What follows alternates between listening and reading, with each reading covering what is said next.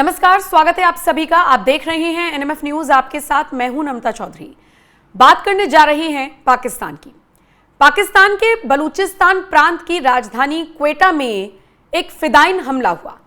बताया जा रहा है कि जिस वक्त ये सुसाइड बॉम्बिंग हुई उस वक्त बहुत सारे लोग, क्योंकि एक सियासी रैली चल रही थी, तो वहां पर मौजूद थे।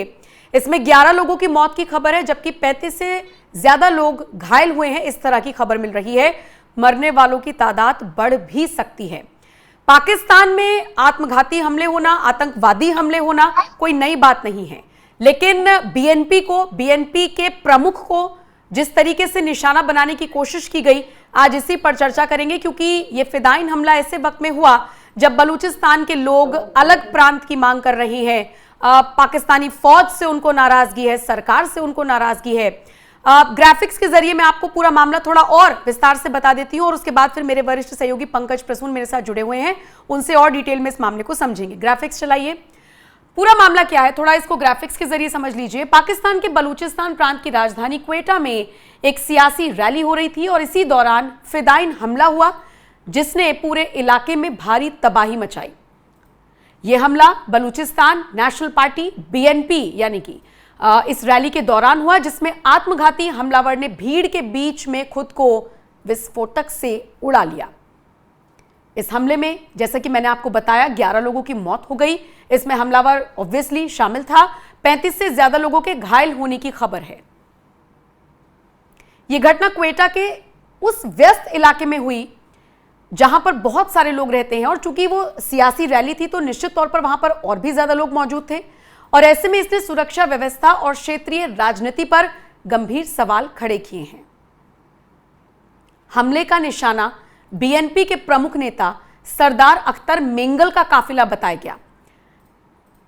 यह पूरा मामला निकलकर सामने आया है। हालांकि आपको बता दें, सरदार अख्तर मेंगल इस हमले में सुरक्षित बच गए। रैली में भारी भीड़ मौजूद थी, जिसमें बीएनपी के समर्थक और कार्यकर्ता शामिल थे।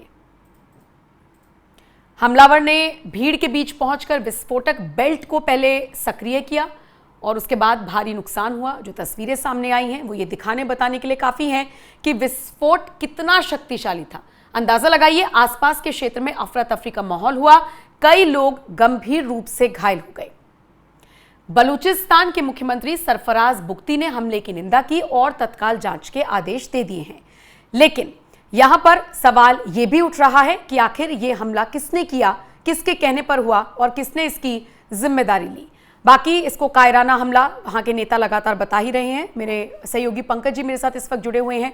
पंकज जी, ये जो क्वेटा में फिदाइन हमला हुआ, इसकी और जानकारी थोड़ा दीजिए विस्तार से। कब हुआ, कैसे हुआ, और क्या मरने वालों की तादाद और बढ़ी है, और अब तक किसी ने जिम्मेदारी ली है इस हमले की? बीएनपी पार्टी है, बलूचिस्तान नेशनलिस्ट पार्टी। इसके दो धड़े हैं। एक धड़ा वो है जो अभी लड़ रहा है, सशस्त्र विद्रोह करके, संघर्ष करके लड़ रहा है, और एक बीएनपी पार्टी का मेंगल ग्रुप है, बीएनपी एम लिखते हैं उसको। अच्छा। अब इसकी कहानी बड़ी दिलचस्प है। एक थे सरदार अतउल्ला मेंगल। ये क्या थे? ये भी पहले विद्रोही थे, आजाद बलूचिस्तान की मांग किया करते थे। उनकी हत्या कर दी थी पाकिस्तानी आर्मी ने। उनके बेटे हैं अख्तर मेंगल। उन्होंने अलग गुट बना लिया, बलूचिस्तान नेशनलिस्ट पार्टी मेंगल गुट। अब ये जो मेंगल गुट है, ये इलेक्शंस में पार्टिसिपेट करती है, ये जीतती है, वहां मेनस्ट्रीम में आ गई है। ये हर साल 2 तारीख को, यानी 2 सितंबर को, ये लोग सरदार अतउल्ला खान मेंगल की पुण्यतिथि मनाते हैं, जिस दिन उनको मारा गया था। और उसी सिलसिले में शाहवानी स्टेडियम है क्वेटा, वहां एक कार्यक्रम रखा गया था अख्तर मेंगल की तरफ से, इनके बीएनपी एम की तरफ से। इसी कार्यक्रम के दौरान यह धमाका हुआ है। विस्फोटकों से लदी गाड़ी वो स्टेडियम के पार्किंग में खड़ी थी, और जब कार्यक्रम खत्म हुआ, जब लोग निकल रहे थे, उसी वक्त यह धमाका हुआ। सरकारी सोर्सेज के मुताबिक 11 लोग मारे गए हैं और करीब 2 दर्जन से अधिक घायल बताए जा रहे हैं, जिसमें कुछ की हालत क्रिटिकली इंजर्ड है वो। लेकिन कल की तारीख में बलूचिस्तान और खैबर पख्तूनख्वा में सिर्फ एक हमला नहीं हुआ है, तीन आतंकी हमले हुए हैं वहां पे। एक तो ये स्टेडियम वाला है जिसमें 11 लोग मरे हैं। उसके बाद एक खैबर पख्तूनख्वा में आर्मी का काफिला जा रहा था, उस पर हमला हुआ है, 6 सैनिक मारे गए हैं। और एक कमांड एरिया में हमला हुआ है, उसमें 8 मारे गए हैं। उन दोनों जो हमला हुआ उन दोनों वो अलग अलग है। किसी ने लिए? सब तीनों अलग अलग हैं?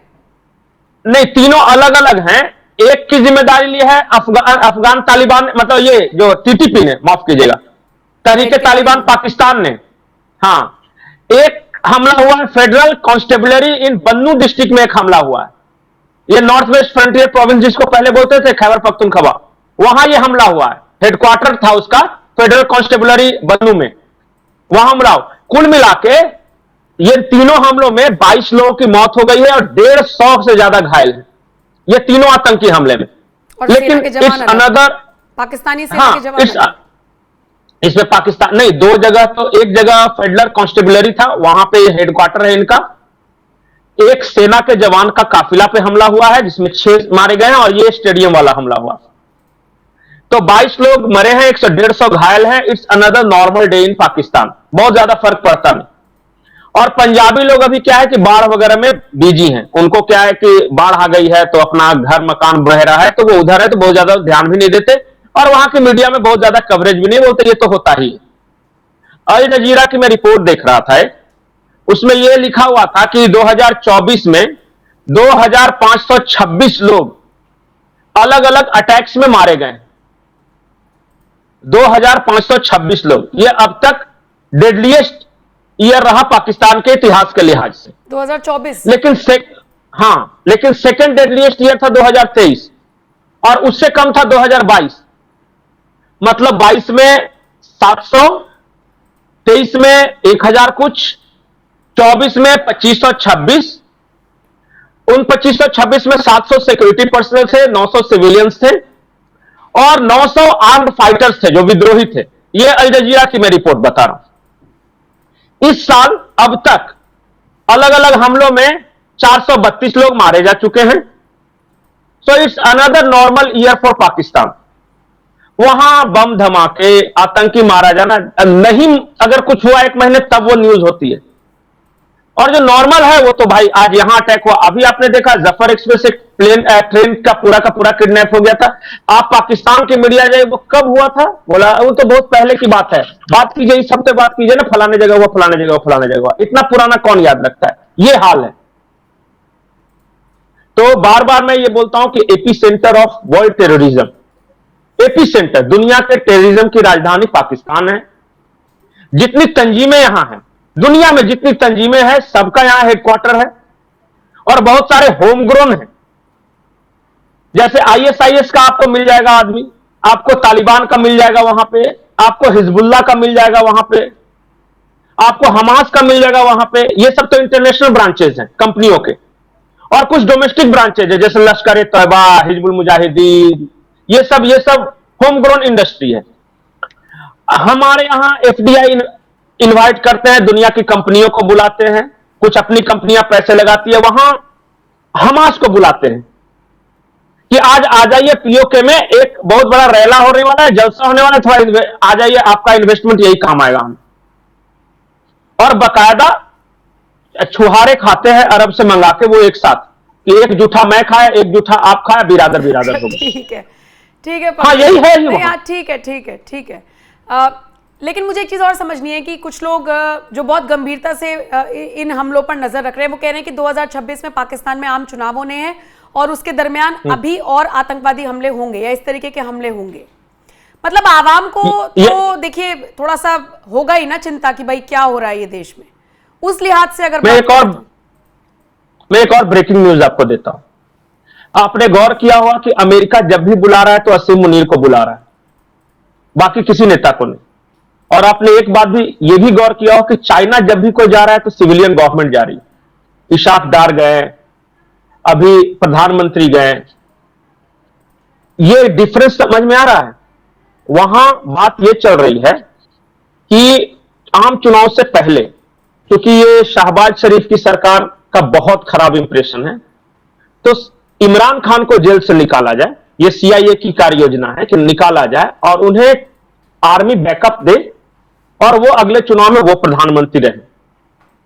क्योंकि कुछ बातचीत हुई है CIA से, इमरान खान की एक बेटी है जो कि अमेरिका में काम करती है, उसके थ्रू ये सारी बातचीत हो रही है। एक दिन में 8 केसेस हटाए गए हैं।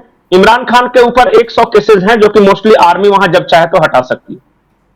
तो एक दिन में 8 केसेस हटाए गए हैं और चाइना बैक कर रहा है ये शहबाज शरीफ वगैरह को। तो वहां एक अलग खेला चल रहा है। आपको कुछ दिन बाद एक खबर मिलेगी कि असीम मुनीर और शहबाज शरीफ के बीच रिश्ते बिगड़ रहे हैं और अब बिलावल को प्रधानमंत्री बनाना चाह रहा है, पर बिलावल भी बनेंगे नहीं प्रधानमंत्री। ये चुनाव से थोड़े दिन पहले कुछ वक्त के लिए या मरियम को बना देगा। मरियम का बहुत अच्छा इस वक्त चल रहा है असीम मुनीर से, तो चाचा हटाओ भतीजी बनाओ, ये योजना वहां चल रही है। तो बिलावल और मरियम खूबसूरत जोड़ी भी है और एक ग्लैमर फैक्टर है, तो इंप्रेशन भी अच्छा पड़ेगा बाहर। ये शहबाज शरीफ को देख के ही बहुत सारे लोग कहते हैं कि मनहूसियत की बू आती है। तो इस वक्त इस वजह से वहां एक चल रहा है। ये जनवरी तक ये सारा कार्यक्रम होना है, फरवरी में वहां आम चुनाव होने हैं। ये जो सरकार बनाएगा भी तो 1.5 महीने का रहेगा और उसके बाद इमरान खान आएंगे और अमेरिका और पाकिस्तान करीब जाएगा।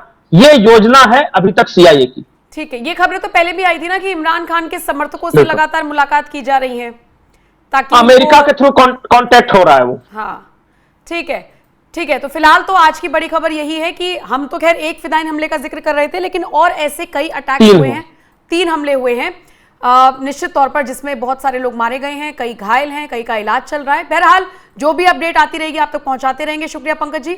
और बाकी इस खबर पर और इस तरह की खबरों पर जो पाकिस्तान से सामने आती हैं, इस पर आपका क्या कुछ कहना है? आप अपनी राय हमें कमेंट करके जरूर बताइएगा और बाकी खबरों के लिए बने रहिए NMF न्यूज के साथ।